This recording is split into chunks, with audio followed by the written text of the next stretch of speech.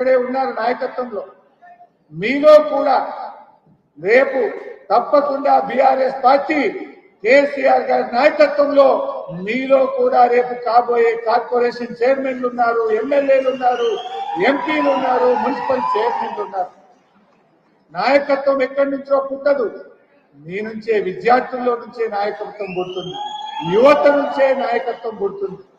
అందువల్ల మిత్రులారా, మీరు కూడా తెలంగాణ అస్తిత్వాన్ని, తెలంగాణ భవిష్యత్తును మనం ముందుకు తీసుకొని పోవాలి, బాగా అర్థం చేసుకోవాలి.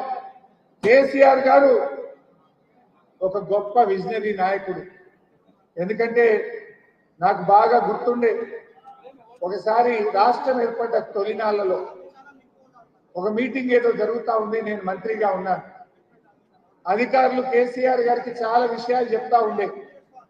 సార్ ఇక్కడ సివిల్ సప్లైస్ లో స్కామ్ అయింది, ఇందిరమ్మ ఇళ్లలో స్కామ్ అయింది, లేదా ఇక్కడ భూముల్లో పెద్ద ఎత్తున కాంగ్రెస్ నాయకులు స్కామ్ చేశారు అని చాలా వివరాలు చెప్తా ఉండే. నేను ఆ మీటింగ్ లో ఉన్నాను. కేసీఆర్ గారు ఎంత గొప్ప మాట అన్నారంటే,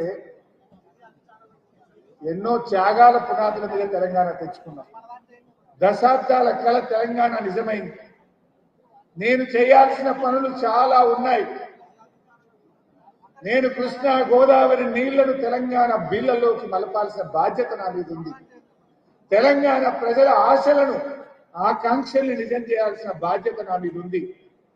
నేను ఈ చిల్లర పనులు నేను చేయను, చట్టపరంగా ఏం చేయాలనో మీరు చేసుకోండి, కానీ కాంగ్రెస్ వాళ్ళ మీద కేసులు పెట్టుడు, పగబట్టుడు, లోపలేసుడు, ఈ చిల్లర వ్యవహారం నేను చేయను.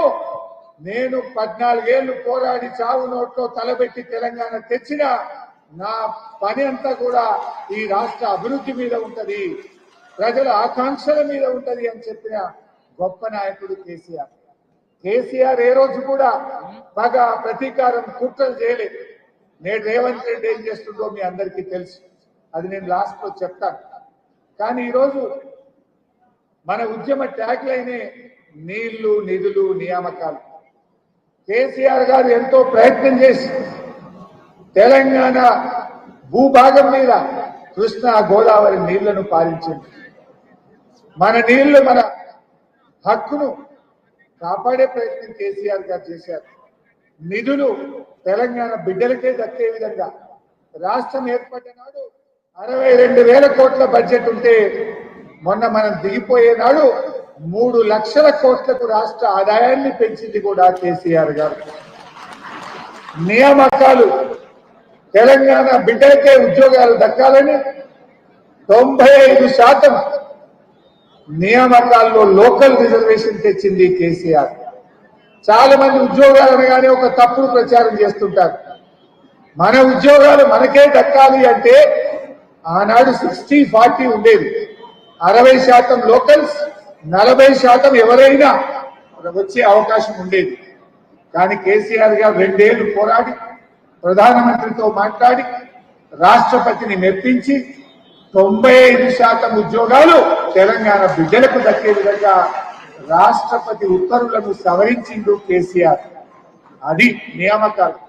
మన నీళ్లు, కృష్ణా గోదావరి నీళ్లు మన భూభాగంలో దక్కాలి, మన ఉద్యోగాలు మన పిల్లలకు దక్కాలి, మన నిధులు మన తెలంగాణ అభివృద్ధికి దక్కాలి అని కేసీఆర్ గారు ఆనాడు జయశంకర్ సార్ చెప్పిన నినాదాన్ని నిజం చేసి చూపిండు మన కేసీఆర్ గారు. కానీ ఇవాళ ఏమైతుందో మీకు తెలుసు. నీళ్లు ఆంధ్రాకు, నిధులు రాహుల్ గాంధీకి పోతున్నాయి. రేవంత్ రెడ్డి పాలనలో, 20 నెలల పాలనలో ఏం జరుగుతుందంటే నీళ్లు ఆంధ్రప్రదేశ్ కు, నిధులు ఢిల్లీకి పోతున్నాయి. నీళ్లు ఆంధ్రప్రదేశ్ కంటే బాబుకు, నిధులు ఢిల్లీ కంటే రాహుల్ గాంధీకి పోతున్నాయి. మరి దీనికోసమేనా ఏం జరుగుతుంది? మరి ఆ విషయాలు మీరు తెలుసుకోవాలి, ఆ విషయాన్ని మీరు బాగా అర్థం చేసుకోవాలి. ఇవాళ ఢిల్లీలో ఉన్న బీజేపీ, ఆంధ్రప్రదేశ్ లో ఉన్న తెలుగుదేశం, మన తెలంగాణలో అధికారంలో ఉన్న కాంగ్రెస్, ఈ ముగ్గురు కలిసి మన తెలంగాణ హక్కులకు ముప్పు వాటిల్లో చేస్తున్నారు. మన హక్కులు దెబ్బతీసే కుట్రలు చేస్తా ఉన్నారు. దయచేసి మీరందరూ కూడా బాగా అర్థం చేసుకొని ఆ కుట్రలను బద్దలు కొట్టాలి. అంటే బద్దలు కొట్టాలంటే ఆ కుట్రల స్వభావం ఏంది, ఆ కుట్రల స్వరూపం ఏంది, ఏ రకంగా కుట్రలు జరుగుతూ ఉన్నాయి, దానివల్ల భవిష్యత్ తరాలకు తెలంగాణకు ఎట్లా నష్టం జరుగుతుందో మీకు అర్థం కావాల్సినటువంటి అవసరం ఉంది. మీరు తెలుసుకోవాల్సినటువంటి బాధ్యత ఈరోజు మీ మీద ఉంది.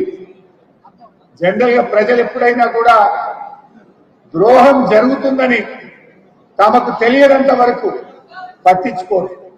ప్రజలకు ఎప్పుడైతే మన హక్కులు దెబ్బతింటున్నాయి, మన నీళ్లు పోతున్నాయి, మన తెలంగాణకు ద్రోహం జరుగుతుందని తెలిస్తే ప్రజలు ఊరుకోరు, తిరగబడతారు. అందువల్ల ఆ ప్రజలను చైతన్యం చేయాల్సిన బాధ్యత మన మీద ఉంది. రేపటి భవిష్యత్ నాయకులుగా, రేపటి తరం యువకులుగా మీరు ఈ జరుగుతున్న అన్యాయాల్ని, వివక్షను మీరు అర్థం చేసుకోవాలి. ఆ వివక్షను ప్రజల్లోకి బలంగా తీసుకుపోవాలి. మన హక్కులు మనం కాపాడుకోవాలి. తెలంగాణ ప్రయోజనాలను